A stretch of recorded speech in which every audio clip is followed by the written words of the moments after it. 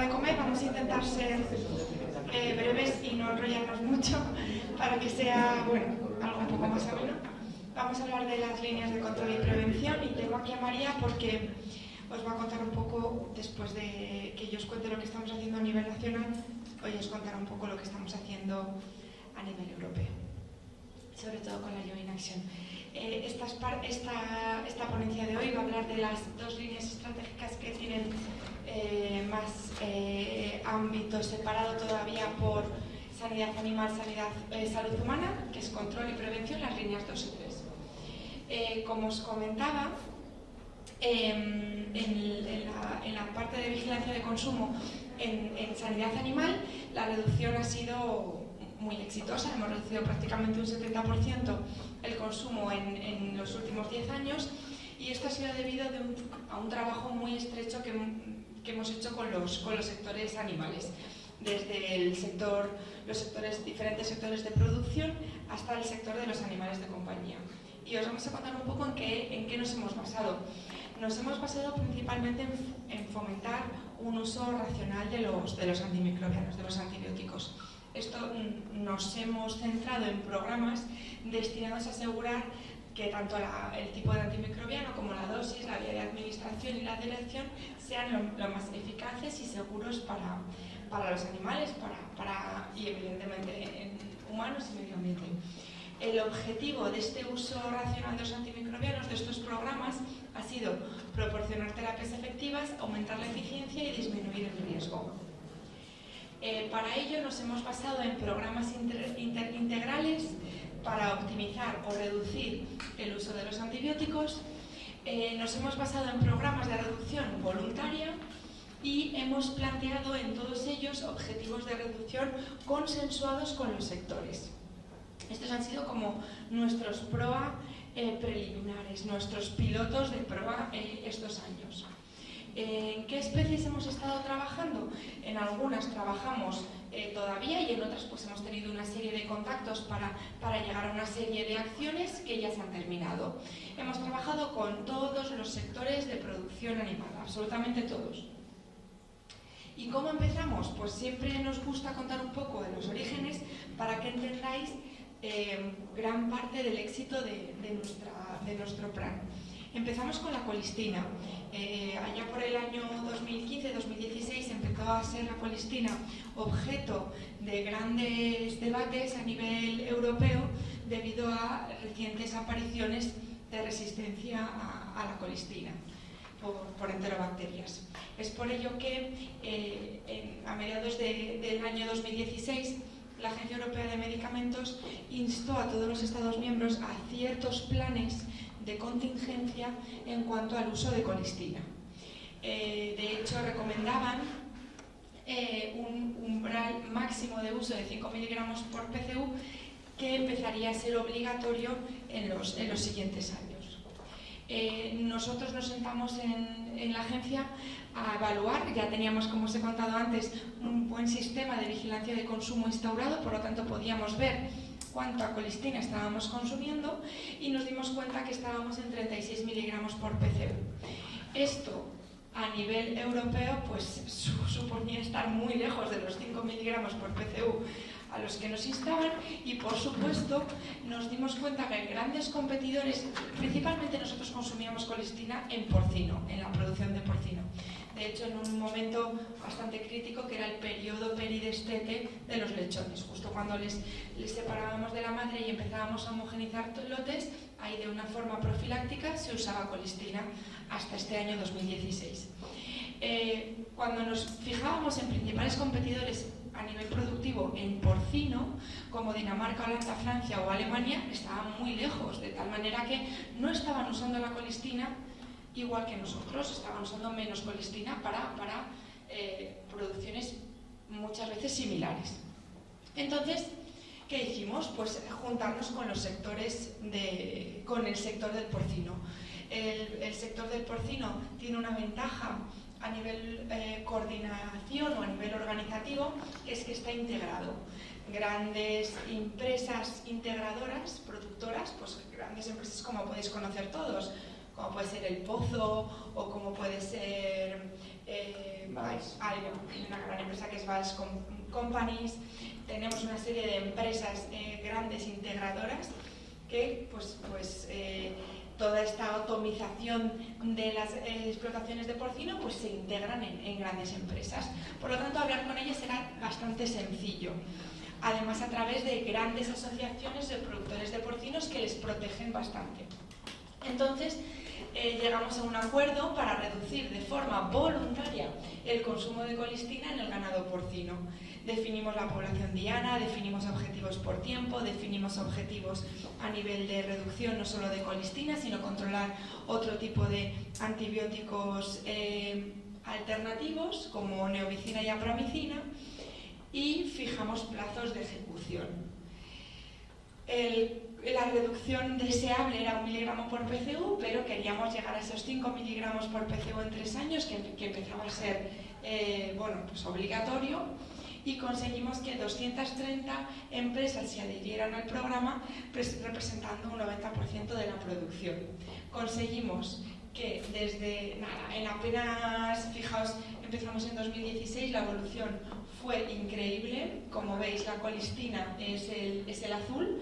En el año 2018 habíamos reducido prácticamente todo el objetivo, pero en 2020 habíamos reducido prácticamente un 99% el uso de colistina. Es decir, esos 36 miligramos por PCU se habían reducido prácticamente a cero. Esto nos puso, como os contaba antes, en el mapa en Europa, y no solo fue un ejemplo toda la reducción, sino que la colistina en concreto ha sido un ejemplo a nivel internacional alucinante. Hemos conseguido, no solo esto supuso ser un preludio de la colaboración con todos los sectores que os comentaba antes, pues alcanzando, y lo podéis ver en estos son pantallazos del Power BI que tenéis en nuestra web, y podéis ver la evolución tanto de ventas como de uso de antimicrobianos.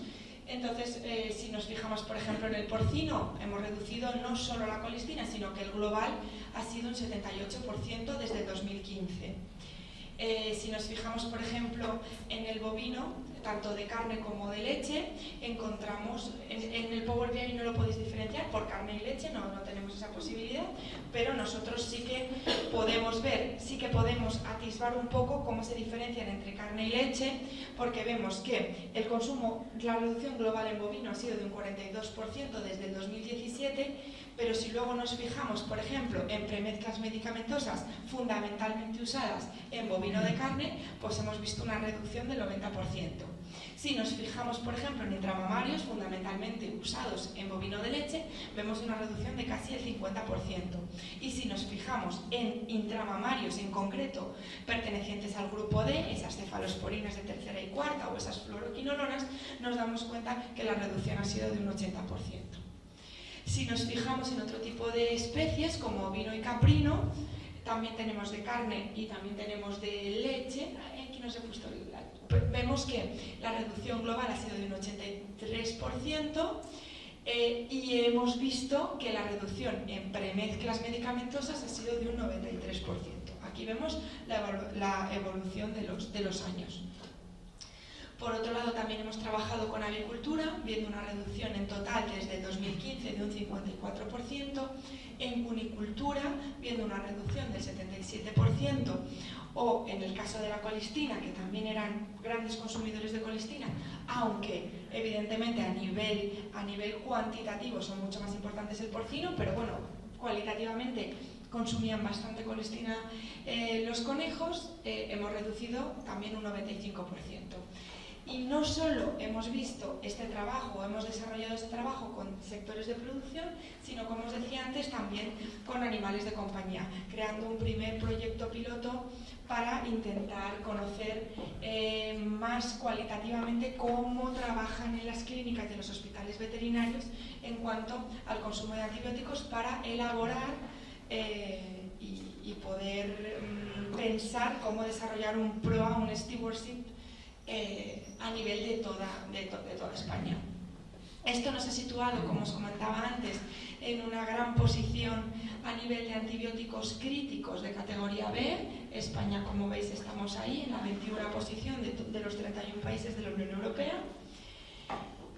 Y ¿Cuáles son nuestros objetivos o en qué estamos encaminándonos? En trabajar, como veis, con todos los sectores, seguir trabajando con todos los sectores, estar en línea con la HAMRAI 2, que ahora os contará María cómo lo estamos haciendo, trabajar más en ciertos indicadores, olvidando los miligramos por PCU y pasando a nuestras DDDs y a nuestras DCDs y, por supuesto, a la biomasa, relacionarnos estos grupos por especies con el mapa epidemiológico que os ha comentado Cristiana, establecer ciertas prioridades en cuanto a disponibilidad, que ahora os voy a comentar un poco, apoyar y crear un banco de cooperación entre sectores, nuestro banco de buenas prácticas, definiendo además requisitos obligatorios y óptimos para poder certificar lo máximo posible nuestros programas PROA en animal. Además, no nos olvidamos de vigilar un poco las resistencias en fauna silvestre, también alineados un poco con nuestros compañeros de medio ambiente. Y en cuanto a disponibilidad, ¿en qué estamos trabajando? Pues hemos creado recientemente un grupo sobre disponibilidad de medicamentos antimicrobianos y alternativas en veterinaria. ¿En qué nos hemos basado o por qué se ha creado este grupo? Debido a la gran diversidad de especies y tipo de producción que tenemos en sanidad animal. No solo tenemos grandes sectores productivos, como bien conocéis, sino también tenemos lo que nosotros llamamos especies menores, ¿vale? Según el umbral de población animal que tenemos.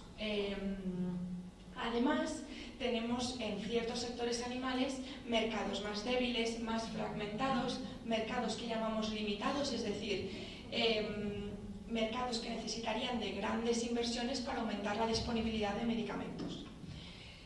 Y además formulaciones veterinarias complejas. Es por ello que a nivel nacional hemos creado un grupo con todos, por eso lo pongo así un poco en ráfaga, con todos los sectores de producción animal, que está protegido por este grupo de trabajo y que incluye, no solo nos incluye a nosotros como PRAN, que creo que es el último que sale, sino también incluye a Veterinaria Industria y la Fundación Vetmasi, que creo que todos conocéis, es la patronal que protege a la industria veterinaria, y la Fundación Vetmasi es esa plataforma que protege a la industria veterinaria, todas las comunidades autónomas, junto con el Ministerio de Agricultura, Pesca y Alimentación, y nuestro comité de disponibilidad de medicamentos veterinarios de la Agencia Española de Medicamentos, además de nuestra unidad de coordinación PRAN.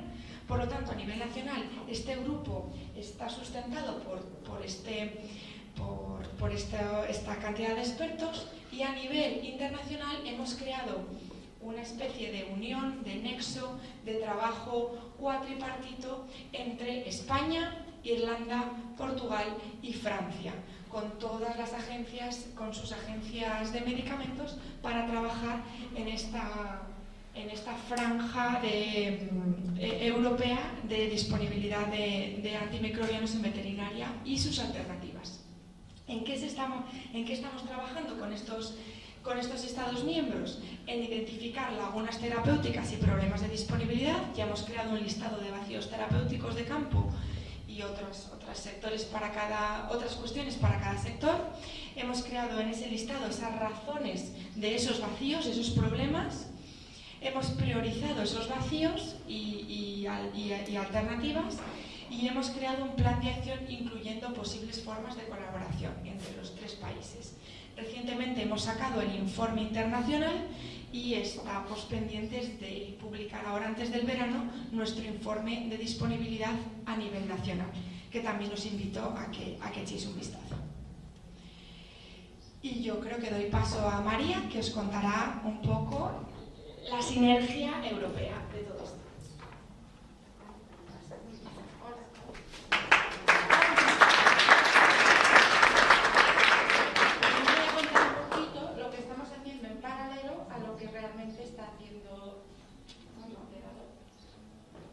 Haciendo el PRAN. De hecho, seguimos ambos, tanto el PRAN como la Unión Europea, las recomendaciones que os comentaba esta mañana Cristina, las recomendaciones del Consejo. ¿Vale? Entonces, me voy a centrar en lo que son los programas PROA y las intervenciones asociadas a los mismos. El objetivo de estos programas PROA, o programas de optimización de uso de antimicrobianos y el grupo de trabajo de control de no me sale nunca en español. Prevención y control de infecciones, IPC por sus siglas en inglés, y de hecho diré IPC para abreviar. El objetivo pues es desarrollar o apoyar a los Estados miembros en el desarrollo e implementación de estos programas, ¿vale? ¿Qué ocurre? Que hay una gran diferencia en el grado de desarrollo e implementación de estos programas entre los distintos países europeos que conforman esta red. Entonces, se trata de crear como un marco europeo unas guías de referencia que luego los países, los planes nacionales, puedan adaptar a sus condiciones particulares, ¿vale? ¿Qué pasa? Que a mayores hay diferencias entre los distintos sectores. Evidentemente, en el sector de sanidad humana están un poco más avanzados que en el sector animal y nosotros estamos un poquito más avanzados que en medio ambiente. Por eso las acciones propuestas difieren un poco. De todas formas, tienen en común una serie de puntos, como es la definición de cuáles son los elementos y competencias claves necesarias para implementar estos programas.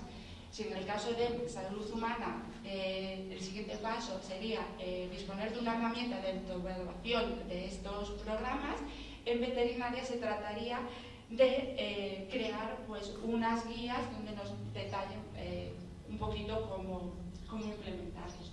Otro punto en común que tienen los tres sectores sería la identificación de expertos, crear una red de expertos que permitan el intercambio de información entre los distintos países, entre los distintos sectores. Y esto se podrá hacer pues, también a través de programas de formación y de intercambio entre pares, bien de forma virtual, a modo de seminarios, webinarios y demás, o de forma presencial, con visitas a países donde se esté implementando y desarrollando estos programas PROA en un nivel más avanzado.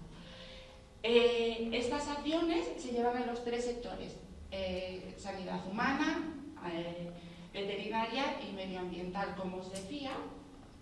En el sector medioambiental el foco es más, porque está menos desarrollado, es un poco más en formar a los profesionales en los programas PROA para reducir la emisión de estas bacterias resistentes, de genes de resistencia e incluso de residuos antimicrobianos al medio ambiente. Y todo esto necesita el apoyo, como os comentaban ayer, de otros expertos, los sociólogos, los expertos en cambio de comportamiento, que nos ayudan a diseñar unas intervenciones que sean o faciliten el cambio de comportamiento y que la gente pues, los pueda llevar a cabo. Para llevar a cabo los programas PROA son necesarias una serie de intervenciones como son los programas de los IPC, ahora lo he dicho, los IPC, que el planteamiento es muy similar porque van a la par, los PROA y los IPC, es decir, que en establecer un marco común europeo, unas guías comunes, pues establecer programas de formación y establecer también una red de expertos. Y al igual que en el caso de los PROA, contar con sociólogos, expertos en cambios de comportamiento que ayuden en el diseño, que favorezcan la implementación de estos programas. En concreto, en sanidad animal, ¿cómo lo estamos haciendo? Bien, como son dos áreas de trabajo que deben de estar muy coordinadas, pues tenemos un grupo de trabajo que colaboramos bastante bien. De hecho, nos reunimos todas las semanas los compañeros de IPC y los compañeros de PROA. Disponemos de carpetas donde están documentos comunes de trabajo, donde ambos podemos hacer aportaciones. Y el objetivo, como os decía, era elaborar unas guías de referencia que puedan ser utilizadas por los distintos países adaptadas a sus condiciones. Estas guías en un principio se van a elaborar tanto en animales de compañía, perros y gatos, como animales productores, en primera fase en vacas, en avicultura y en porcino, y posteriormente se expandirán a otras especies animales. Y para hacer esto hace falta una serie de pasos. En primer lugar, tenemos que recopilar la información que hay actualmente de las metodologías, de las herramientas, los planteamientos que se están llevando en la implementación de estos programas en todo el mundo para todas las especies, ¿vale?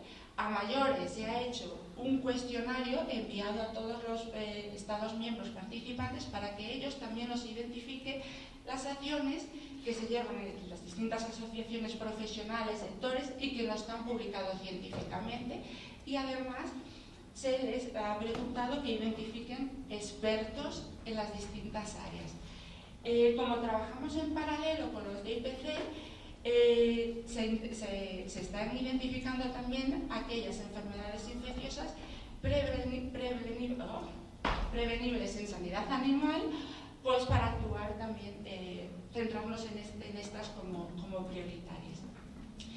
Otra fuente de información que hemos recopilado ha sido juntar a unas 80 personas de 14 países, 50 instituciones, juntarnos todas a discutir, a hablar y llegar a conclusiones, pues para identificar lo que os comentaba antes, los elementos clave, las competencias claves, cuáles son las barreras que impiden que se lleven a cabo estos programas, cuáles serían los facilitadores, cuáles los indicadores de medición del grado de implementación de estos programas. Otra acción importante, lo que os decía, la formación. Estamos organizando una serie de webinares para empezar. El primero será a finales de este año, en otoño, donde gente con experiencia en la implementación de estos programas PROA va a contar las dificultades, cómo lo ha hecho, cómo no lo ha hecho, donde la gente pueda intercambiar sus experiencias prácticas en el campo. Muy importante, que el PROA y la IBC no trabajamos solos, necesitamos la colaboración con los compañeros que hacen vigilancia de resistencia a los antimicrobianos y con los compañeros que están trabajando en accesibilidad. Y para eso os voy a dar una pincelada rapidita de lo que es el sistema de vigilancia integrada dentro de la HAMRAI. Todos los paquetes, como os ha contado Cristina y luego a la tarde os detallaré, tienen la visión de One Health, es decir, se hacen actividades similares en el sector humano, sector ambiental y sector animal. En el paquete de vigilancia de resistencias antimicrobianas, el objetivo es crear una vigilancia integrada entre los tres sectores para publicar informes One Health. En animal estamos en la fase de darle un empujón a establecer la red de vigilancia en bacterias patógenas clínicas en animales, ¿vale? Es EARSPET, que es como un equivalente al EARSNet. El objetivo es poder analizar o armonizar los sistemas de vigilancia de los distintos países para poder analizar conjuntamente estos datos y así tener una visión de cuál es la situación de la RAM en Europa, poder detectar resistencias emergentes y también ver la evolución, ver las tendencias. Para ello hemos elaborado un manual de métodos y estándares para intentar armonizarlos. En él se describe pues, desde la metodología de muestreo, si es vigilancia pasiva, si es vigilancia activa, la metodología en el laboratorio, cómo se van a analizar los datos, etc. Y lo hemos terminado muy recientemente, estará publicado en la web de la HAMRAI, esperemos que entre hoy y mañana, ¿vale? Y la idea de este resumen es también incorporarlo que permita una visión One Health.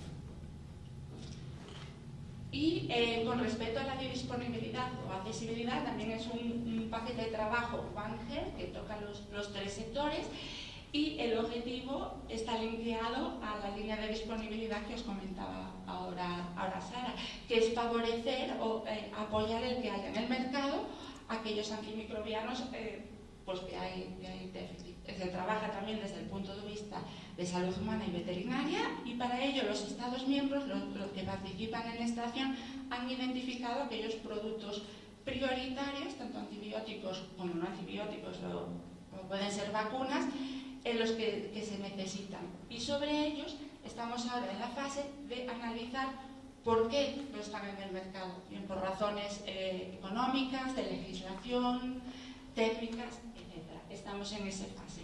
una vez identificadas esas barreras, esas dificultades, se podrán diseñar intervenciones concretas específicas para superar cada una de ellas. Y luego ya, un paso más adelante, sería poner en el mercado otros productos, nuevos antimicrobianos u terapias alternativas como los fagos. Y todas estas acciones no se pueden hacer solas, necesitamos un apoyo y una colaboración pues con los compañeros de otros paquetes de sostenibilidad, porque son acciones, son programas que queremos que sean a largo plazo, no que una vez que termine la acción se acabe aquí, sino que sean sostenibles en el tiempo. Se necesita el compromiso de los Estados miembros, y para eso también tenemos compañeros en este aspecto, y evidentemente los compañeros de comunicación, porque para realizar campañas de sensibilización y concienciación pues necesitamos la implicación de los distintos profesionales, pero también del público en general. Y con esto os he dado una visión muy breve, amplia de la campaña.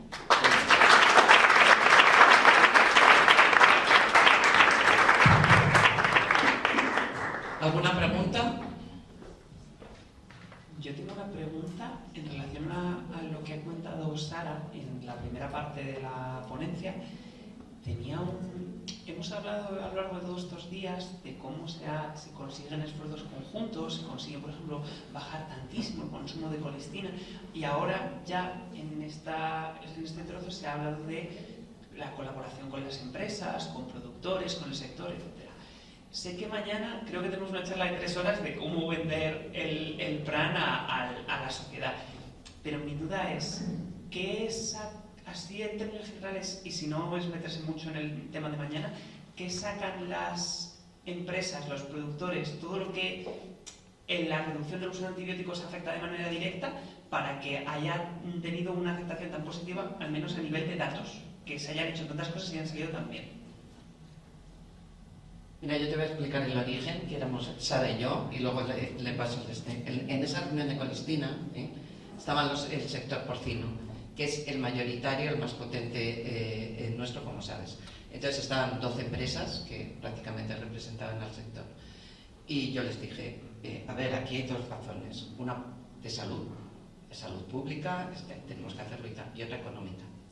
El danés está pidiendo que os corten las exportaciones. Y vosotros sois conscientes de ellos. Lo podéis hacer por cualquiera de esas 2 razones. Escoger la que queráis, me da igual. Mientras lo hagáis, me da igual. Luego, a partir de ahí, todos los sectores voluntariamente se acercaron a nosotros, ¿verdad?, para querer tener un plan reduce como ellos. Yo siempre lo digo, tenemos unos sectores de una profesionalidad que vendemos mal, infinitamente mal. Sobre todo los pobres de los pollos, que encima se les vende, que no comas porque lleva residuos de antibióticos y cómete una pechuga y ya se ha curado al niño y tal y cual, no sé qué. Probablemente es el sector más profesional que tenemos. O sea, impresionante. Esta gente lo hizo voluntariamente, se propuso desde el principio target global, reducción global, y redujo en un año como un 70%, quitando críticos, ¿sabes? ¿Qué ganan? Pues ganan prestigio. Esto lo hemos vendido en todo el mundo, como te decía Sara. Lo hemos vendido en Europa, lo hemos vendido en Sudamérica. Finlandia nos copió el sistema de colistina. Nos lo han copiado en Sudamérica, en muchos no lo han copiado. Portugal lo copió literal. Portugal cogió el plan Reduce Español, quitó España y puso Portugal. Y dijo, ya he hecho yo mi plan.